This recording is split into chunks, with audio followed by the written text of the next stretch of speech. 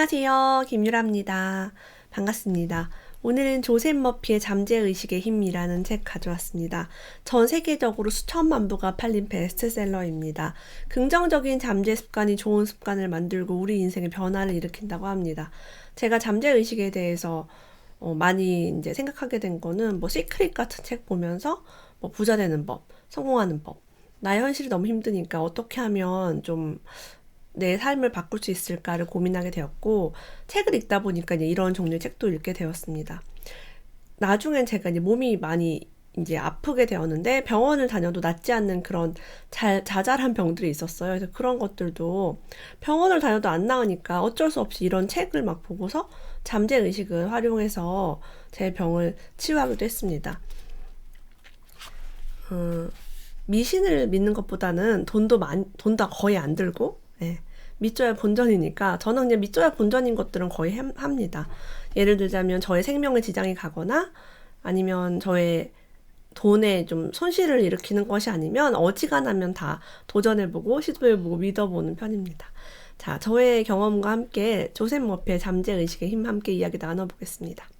마음의 법칙을 이용하면 가난 대신 풍요를, 미신과 무지 대신에 지혜를, 마음의 고통 대신에 평화를, 실패 대신에 성공을, 슬픔 대신에 기쁨을, 어둠 대신에 빛을, 불화 대신에 조화를, 공포 대신에 믿음과 확신을 경험하게 됩니다. 그래서 우리는 마음만 바꿔도 우리가 원하는 모든 것을 다 얻을 수 있음으로써 마음이 평온해지고 행복해지는 거죠. 그래서 마음 바깥에 있는 것을 원하다가 마음을 채우게 되면은 진짜 더 좋은 삶을 살게 됩니다. 어떤 사람은요, 돈에 대해서 이렇게 얘기합니다. 나는 저런 차를 사거나 저런 휴가 여행을 가거나 저런 집을 살 여유가 없다라고 해요. 자주 그렇게 말하는 당신은 잠재의식이 틀림없이 당신의 명령을 따를 것이다 라고 얘기해요. 어떤 사람은요, 난 돈복이 없어 라고 얘기하면서 저에게 그렇게 말해요. 너는 돈복이 있나 보다 라고 얘기를 해요. 자, 그 말대로 그냥 창조가 됩니다. 저는 정말 돈복이 있고 정말 그렇게 말하는 사람은 돈복이 없습니다. 자, 우리는 어떻게 말하는 게 나에게 유리한지를 한번 다시 돌이켜볼 필요가 있습니다. 어떤 사람은요, 습관적으로 기억력이 나빠져가네 라고 이야기를 했었대요. 나이가 많은 할머니, 75세의 노부인이었습니다. 가끔 물건을 잃어버리기도 하고요. 그랬어요. 근데 그런 얘기를 기억력이 희미해지는데 나이 때문일 거야 라고 혼잣말 했어요. 근데 어느 날 이제 부정적인 암시를 자꾸 하니까 점점 기억력이 안 좋아지는 거예요. 뒤집어서 생각하기로 했대요. 오늘부터 나의 기억은 모든 면에서 향상되어 가고 있습니다. 나는 언제 어디에서나 알 필요가 있는 것은 무엇이든 항상 기억해낼 것입니다. 라고 이야기하면서 점점 기억력이 정상이 되었다고 합니다. 어떤 분들은 이렇게 많이 말하세요. 아이를 낳아서 기억력이 나빠졌어요. 출산을 했기 때문에 기억력이 나빠졌어요. 라고 얘기합니다. 출산을 했기 때문에 기억력이 좋아졌고, 왜냐면 그 아이들 다 챙겨야 하기 때문에. 옛날에는 나만 챙기면 돼요. 지금은 아이들을 챙겨야 되고, 저는 지금 다른 일들도 많이 하기 때문에 아이가 없고 젊었을 때 10대, 20대보다 더 많은 걸 기억해야만 합니다.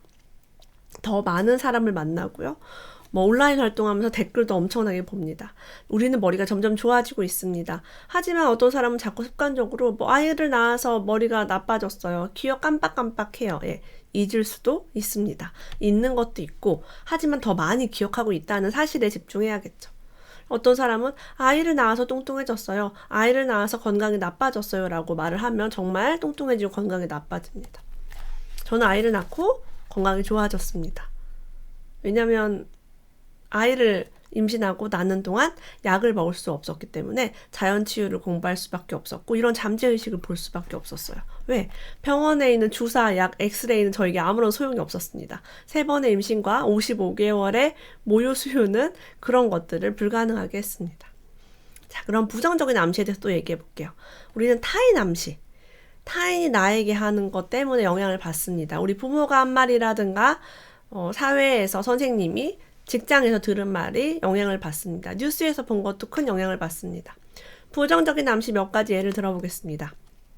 넌 절대로 대단한 사람이 될 수 없어. 넌 실패할 거야. 넌 나이가 너무 많아. 조심해. 끔찍한 병에 걸릴지 모르니까. 요즘 무슨 폐렴 그런 게 유행하더라고요. 항상 뭐 그런 병들은 많이 유행을 해왔습니다. 저는 뭐 별로 전혀 신경 쓰지 않고 막 돌아다니고 마스크도 안 쓰고 저 마스크 쓴 거 한 번도 못 봤을걸요? 저는 황사가 있거나 말거나 마스크 쓰지 않고 돌아다닙니다. 그런 거에 너무 공포심을 느끼지 않아요. 그런 거에 공포심을 느끼기 시작하면 그 공포심 때문에 내 심장이 답답하고 내가 아파지고 내 몸이 약해지는 걸 전 너무나 많이 경험했기 때문에 더 이상 그것을 저는 경험하지 않습니다. 자, 이런 부정적인 암시에 우리가 휩싸이게 되면은 정말 그렇게 된다는 거죠. 어떤 사람이 점술가한테 가서 수정을 보고서 이제 점수를 보는 사람에게 가서 당신은 심장이 나빠서 다음 달에 죽을 것이란 예언을 들었다고 합니다. 여러분 심장이 나빠집니다. 이런 말을 들으면. 그래서 저는 어떤 말 들은 적이 있냐면 어떤 해에 이혼을 할 수 있다라고 들었습니다. 저는 그걸 듣자마자 그렇게 생각했어요. 절대 이혼하지 말아야지. 난 이거 알았으니까 하지 말아야겠다. 그리고 그 해에 재수가 없기 때문에 여행도 가지 말라고 했습니다. 여행을 해외로 다녔지만 아무런 문제가 없었고 해외에 가서 아무도 아프지도 않았고요. 우리는 이혼을 하지도 않았고 일도 너무 잘 됐습니다. 불과 몇 년 전의 이야기입니다. 근데 그런 거에 내가 믿고 그럼 그대로 현실되는 거죠. 싸울 때마다 이혼한다더니 진짜 싸우네 이렇게 생각하고 여행 가서 별것도 아닌 일 가지고 어머 재수 없네 라고 생각할 수 있습니다. 자, 우리가 이런 말을 하지 말라고 합니다. 나는 할 수 없어. 그 대신에 잠재의식의 힘으로 나는 무엇이든 할 수 있다라는 말로 공포심이 있다면 극복하라고 합니다. 나는 할 수 있다라는 말이 잘 입에 안 나온다며 나는 그런 경험이 들어본 적도 없고 해본 적도 없고 정말 할 수 있어 본 적이 없어요 라는 사람들 분명히 있을 겁니다. 우리는 부정적인 타인 암시를 많이 받을 수 있는 그런 환경에서 살고 있기 때문에 그렇습니다. 자, 이런 문장을 한번 바꿔볼게요. 나는 할 수 있다. 될 때까지 할 거니까. 저는 이 문장이 너무너무 좋았습니다. 우리 아들 한번 따라해 볼래요? 자, 시작. 나는 할 수 있다. 고맙습니다. 네. 좀 크게 말하면 잘 들릴 텐데. 그렇게 한번 해볼래요? 고맙습니다. 네, 제가 이제 우리 아이들한테 이 말을 되게 많이 가르쳤습니다. 나는 할 수 있다. 이건 제가 하고 다음 문장을 될 때까지 할 거니까를 아이가 하도록. 그래서 이 말에 굉장히 힘이 있습니다. 왜? 될 때까지 하면 안 되는 일은 없습니다. 우리는 모든 일을 다 할 수가 있는 거죠. 내가 하다가 뭔가 부족하거나 잘 안 되면 타인에게 도움을 요청할 수 있습니다. 내가 뭔가 이거 혼자 해봤는데 잘 안 돼 힘들더라. 좀 도와주세요 라고 할 수 있어요. 우리 몸 안에는 무한한 치유력이 있습니다. 물론 병원의 약이나 이런 거 도움 받을 수 있겠지만 저는요 그런 걸 도움을 받을 수 없는 환경이 있었잖아요. 임신 3번에 모유수유 55개월 게다가 어떤 병들이 있었는데 약을 먹고 시술을 했는데도 낫지 않았어요. 여기다 제가 적어놓은 거 얘기해 볼게요. 임신 중에 디스크가 있어서 못 움직였었어요. 화장실도 못 갈 정도로. 그래서 응급실에 전화했더니 임산부에게는 아무것도 해줄 수 없다라고 했어요. 너는 병원에 응급실에 와봐야 아무것도 해줄 수 없대요. 난 정말 너무 절망적이었습니다. 그래서 족저근막염이 있었어요. 발바닥이 너무 아팠어요. 그때부터 제가 하이힐을 신지 않았습니다. 그리고 양 발바닥에 한 발바닥이 아니라 양쪽 발바닥에 중간에 바닥에 닿는 부분에 사마귀가 생겼습니다. 그 사마귀를 그 피부과에서 냉동 치료를 여러 번 했지만 낫지 않았습니다. 그리고 구내염이 입안에 1년 내내 거의 달고 있었고요. 염증이 굉장히 몸에 많았죠. 그리고 여기 혀 밑에 낭종이 있었어요. 낭종이 있어서 2017년도인가? 네, 17년도. 그때 이제 그 낭종이 생겨서 수술했거든요. 칼로 거기를 째가지고 꼬맸어요. 바늘로. 마취를 하고. 정말 끔찍한 걸 했는데 그게 재발하는 거예요. 그래서 의사 선생님이 이거 시술 잘라냈는데 또 재발을 하면 또 잘라봐야 또 재발할 수 있다라고 하더라고요. 그때 제가 이제 너무 절망적이었습니다. 그래서 저는 사실 그렇게 몸에 어떤 질병이 있거나 몸이 아플 때 왜 안 낫지? 왜 혀에 자꾸 이게 나지? 고내염 왜 자꾸 나지? 발바닥 사마귀는 왜 지금 몇 번 내가 치료를 받았는데 안 되지? 이렇게 계속 거울 보면서 걱정을 했어요. 얘를 보면서. 걔를 보면서 걱정을 할 때마다 걔는 사라지지 않았습니다. 그래서 어느 날 제가 깨달았어요. 그냥 다른 것에 집중하자.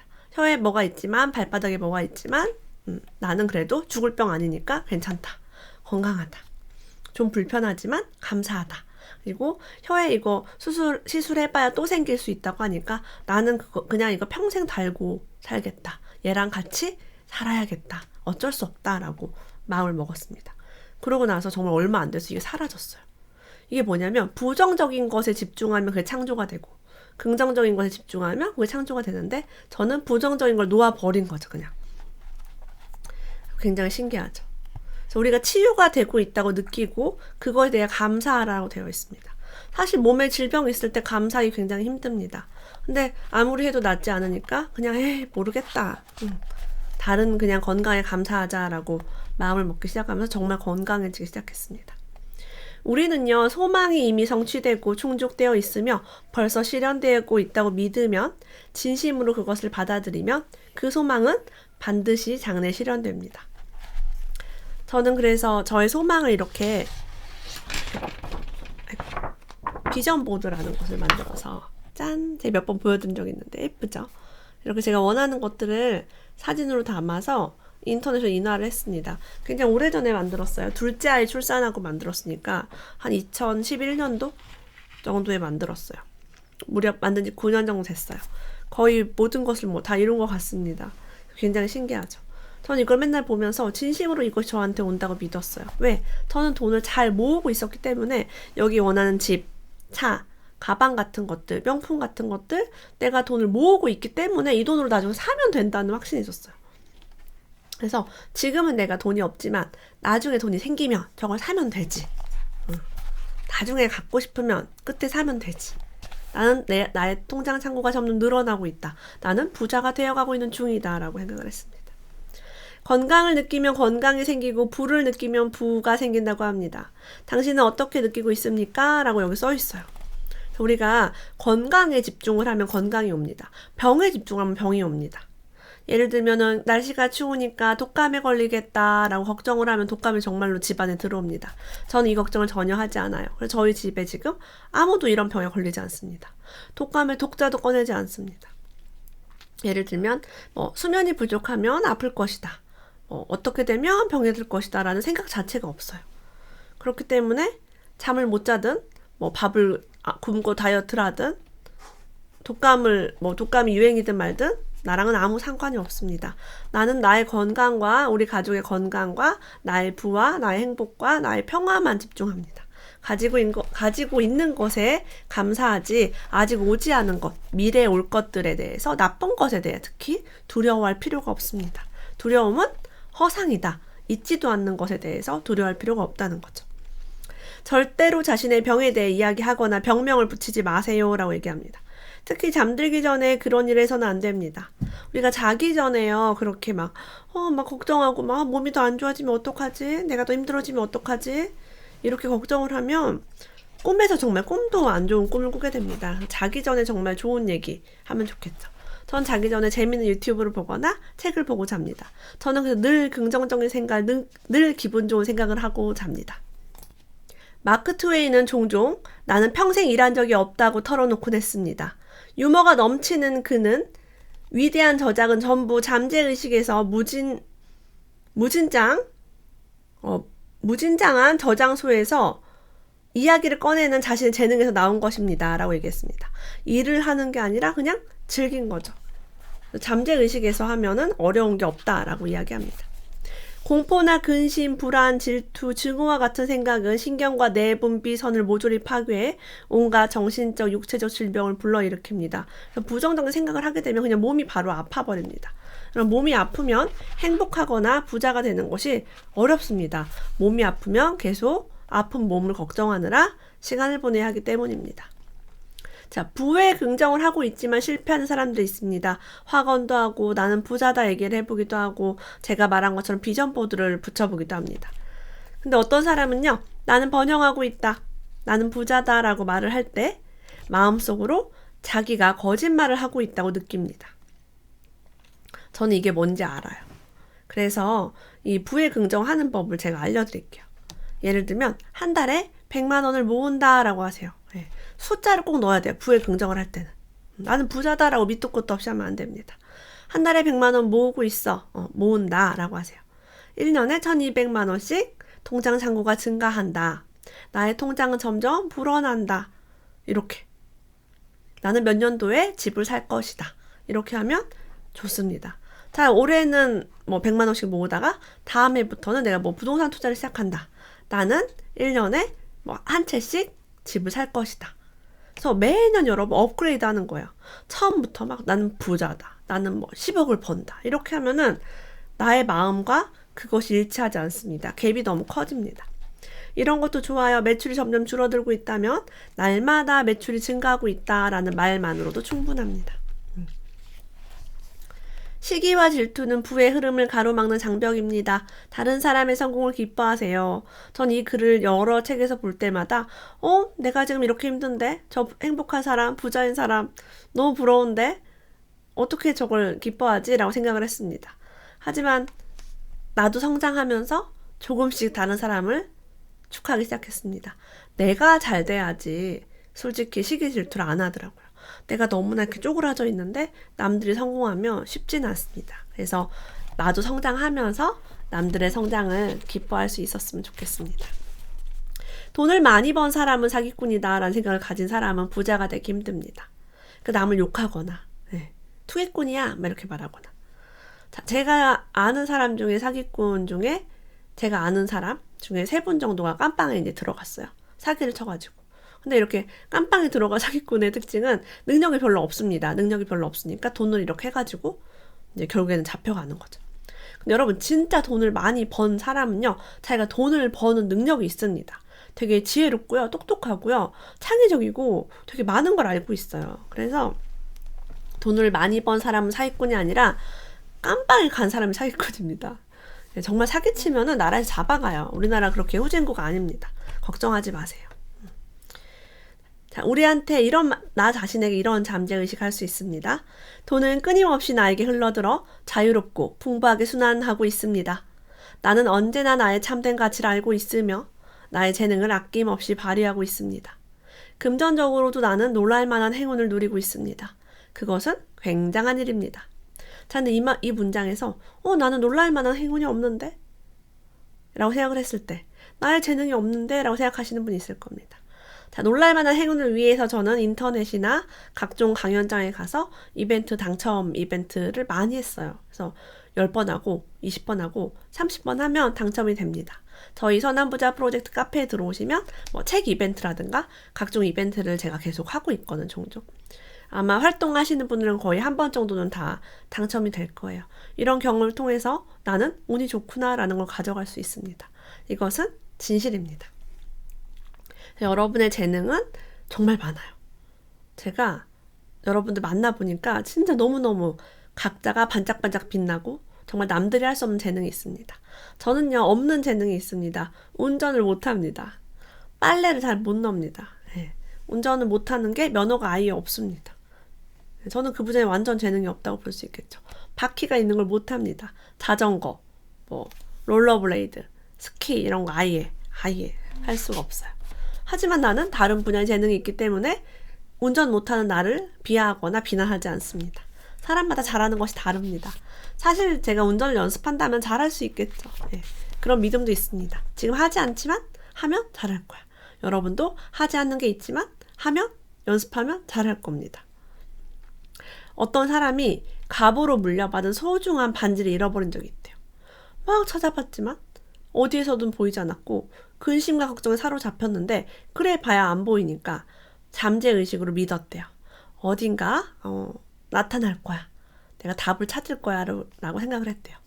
저는 잃어버리는 게 있으면 너무 우울했어요. 진짜 찾을 때까지 막 화를 내고 분노하고 다른 일을 아무것도 못했습니다. 근데 제가 어느 날 깨달았어요. 나는 강의 준비도 해야 되고 방송 준비도 해야 되고 아이들도 돌봐야 되고 밥도 해야 되는데 뭐 잃어버린 것 때문에 자꾸 스트레스를 받는다면 이게 나한테 유익할까라고 들여다보게 돼요. 그래서 뭘 잃어버렸을 때마다 다른 생각으로 대체했습니다. 다시 사면 되지 뭐. 돈 주고 사면 되지 뭐. 더 좋은 거 사지 뭐. 돈이 좀 아깝긴 하지만 사면 되지 뭐 라고 생각을 했습니다. 저도 막 반지도 잃어버리고 귀걸이도 없어지고 그런 경우가 너무 많았어요. 자, 어느 날은요 제가 카드 지갑이 없어졌어요. 카드 지갑 안에 카드랑 그 신분증 같은 거랑 거기 돈도 좀 있었거든요. 그래서 정말 조그만 건데 어디 갔나 못 찾겠는 거예요. 그래서 그냥 너무 거기에 속상하지 말고 포기를 했습니다. 제가 얼마 전에 찾았어요. 정모 때 제가 제 가방을 드렸거든요. 우리 정모에 오신 어떤 분한테. 검정색 MCN 가방입니다. 제가 이제 거기에 20년도 넘은 가방인데 부동산 이만한 가방이에요. 그래서 부동산 서류를 되게 많이 넣어가지고 다녔고 노트북도 거기에 가지고 다니면서 나는 마트 대신 부동산에 간다를 쓸 때 원고, 노트, 부동산 서류를 진짜 제가 몇 년 동안 들고 다닌 가방입니다. 제 가방 중에 가장 큰 서류 가방이에요. 근데 이제 그거를 이제 오랜만에 꺼내가지고 드리려고 딱 열어봤는데 그 안에 그 지갑이 들어있는 거예요. 그래서 와, 내가 이거를 누군가에게 나누려고 하니까 돈도 들어오고 다 돌아오는구나 라는 신기함을 느꼈습니다. 경험담 하나 얘기해드립니다. 잠을 자면 지혜가 생긴대요. 어떤 사람은 잠을 조금 자야 좋다. 그래서 막 잠을 안 자고 막 열심히 하는데 잠재의식의 무한한 지성이 나를 인도해준다고 생각을 하면은 잠을 자고 나면은 되게 좋아집니다. 저는요, 졸리면 무조건 잡니다. 낮잠이든 밤잠이든. 저는 오늘은 저녁 8시부터 한 9시 반까지 저녁에 낮잠을 잤습니다. 낮에도 많이 자고, 차만 타면 자고. 그리고 지금은 새벽 2시가 넘었는데 깨어있죠. 이렇게 생생하게. 시계는 저한테 별로 무의미합니다. 저는 제가 원하는 시간에 깨어있고 잠자고 합니다. 만약에 어떤 분이 결혼을 하고 싶다, 행복한 어떤 배우자를 만나고 싶다라고 하면 이런 마인드를 가지래요. 반려자가 가져주었으면 하는 덕목을요, 자기 마음에 쌓아 올리라고 합니다. 착한 배우자를 원한다면 내가 착하게 하고, 다정한 배우자 내가 다정하게, 성실한 배우자 내가 성실하게, 책 읽는 배우자 내가 책을 읽고, 이렇게 해야 됩니다. 자, 여러분, 부자 배우자를 만나려면 어떻게 해야 돼요? 내가 부자가 돼야겠죠. 만약 당신이 정직하고 진실하고 다정한 인생의 반려자를 만나고 싶다면 당신 자신도 정직하고 진실하고 다정한 사람이 되어야 됩니다. 나와 반대의 사람을 만날 거야 라는 것은 어떻게 보면 쉽지 않을 수 있죠. 자, 우리는요, 아내나 남편을 변화시키려고 해서 힘든 일들을 많이 겪습니다. 결혼 생활이 힘든 이유는 상대방을 변화시키려고 하고 변화되지 않는다고 투덜대기 때문입니다. 그 사람은 연애할 때부터 원래 그랬습니다. 그때는 내가 모든 것을 예쁘게 봤지만 지금은 그렇지 않을 뿐이죠. 이런 시도는 항상 어리석다라고 얘기해요. 그래서 그에게 장점을 칭찬해주고 사랑과 관심을 주라라고 해요. 어떤 사람은요, 언제나 노래를 부르고 휘파람을 불고 유머가 풍부했대요. 그래서 그 사람에게 물어봤대요. 행복의 비결이 뭡니까? 라고 했더니 이렇게 대답했대요. 행복은 저의 습관입니다. 라고. 너무 예쁜 말이에요. 저 이거 외우려고요. 행복은 저의 습관입니다. 누가 저한테 당신은 왜 이렇게 기분 좋게 사세요? 행복은 저의 습관입니다. 라고 얘기하려고요. 또 덧붙여 볼게요. 돈 버는 건 저의 습관입니다. 책 읽는 거 저의 습관입니다. 춤추는 거 저의 습관입니다. 여러분도 댓글에다 한번 적어보시겠어요? 나의 습관을? 뭐뭐 하는 거 나의 습관입니다. 습관은 여러분 자연스럽게 내가 가지고 있는 것이죠. 자, 어떤 사람들은요, 분개하거나 다른 사람을 저주하거나 후회하거나 나쁜 마음을 품는데요. 자, 그러면 관절염이나 심장병에 이르기까지 수많은 질병의 원인이 됩니다. 이런 부정적인 감정에 의해 야기된 스트레스는 신체 면역 체계에 직접적 영향을 미쳐 감염과 질병에 취약하게 만듭니다.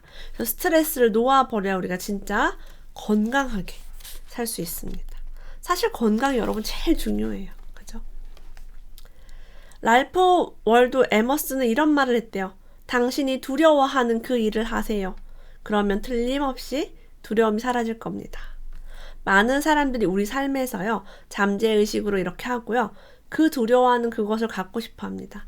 나 저거 되고 싶은데 저거 갖고 싶은데 좀 두려워요. 잘못될까봐 두렵고, 뭔가 내가 뭔가 잘못할까봐 두렵고, 이렇게 그런 것들이 있습니다. 저는요, 제가 투자를 처음 할 때도 매우 두려웠습니다. 직장 생활에 은행에 들어갈 때 벌벌벌 떨었어요. 은행에 막 돈도 너무 많고, 일을 어떻게 할 줄도 모르는데 바로 창구에 배치가 된 거예요. 고객한테 상담을 어떻게 할지도 몰랐습니다. 두려웠습니다. 하지만 한 달 정도 있으니까 두려움이 완전히 사라졌습니다. 투자도 마찬가지예요. 초반에 몇 년 동안은 두려운 일이 많았습니다. 지금은 거의 없습니다. 경매도 처음 할 때 너무 두렵더라고요. 벌벌벌벌 떨었습니다. 방송할 때 너무 두려웠습니다. 글쓰기 할 때 두려웠어요. 저는 이제 공대 출신이라 글을 써본 적이 없습니다. 책 원래 안 좋아했어요. 강연 해본 적 없습니다. 남 앞에서 발표하는 거 세상에서 제일 싫어했어요. 그래서 뭐 이거 해볼 사람 그럼 손을 한 번도 들어본 적이 없는 그런 저입니다. 그런 제가 강연을 하니까 얼마나 떨렸겠어요. 유튜브 처음 할 때 엄청 떨었습니다. 제 유튜브 영상을 맨 앞으로 돌아가 보시면 얼마나 표정이 어색하고 굳어 있는지를 여러분이 보실 수 있을 겁니다. 자, 두려워하는 그 일을 하면 공포증이 극복된다고 합니다. 우리가 그것을 두려워하는 이유는 하지 않기 때문에 두려운 겁니다. 하면 두렵지가 않습니다. 존재하지 않는 건 두렵고 나한테 실제로 다가오는 건 두렵지 않습니다.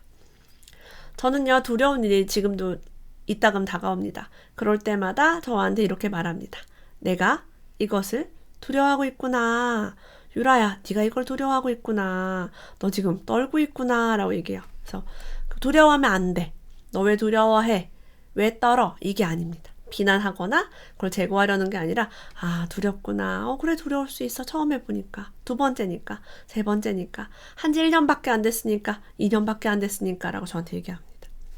자, 이 책을 쓴 조셉 머피도 내가 연설 공포를 극복한 방법은 덜덜 떨면서 청중 앞에 나가서 연설을 하는 것이다. 라고 해요.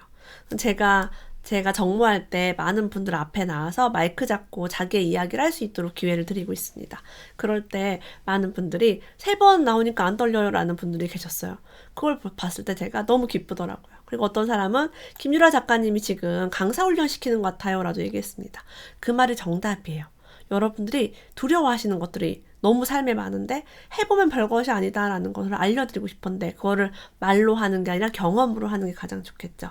그래서 여러분들이 저는 앞으로 모든 것에 떨지 않게 재밌게 즐겁게 할 수 있는 그런 상태가 함께 되도록 노력을 하도록 하겠습니다. 어떤 분은요, 처음 나오시는 분이 너무 떨려요 라고 얘기할 때 제가 음악을 막 틀고 춤을 추게 시켜요. 춤을 너무 잘 추세요. 그리고 춤을 추고 나면은 또 말씀 되게 잘하십니다. 그래서 그런 것들을 우리가 타인이 하는 걸 보면서 되게 많은 영감을 받죠. 아, 다른 사람도 다 저렇게 하는구나. 할만하겠네 라고 할 수 있어요. 그래서 습관적으로 하는 위대한 생각이 위대한 행동을 만든다고 합니다. 조셉 머피의 잠재의식의 힘 함께 읽어보았습니다. 오늘도 함께 해주셔서 감사합니다. 다음에 또 만나요.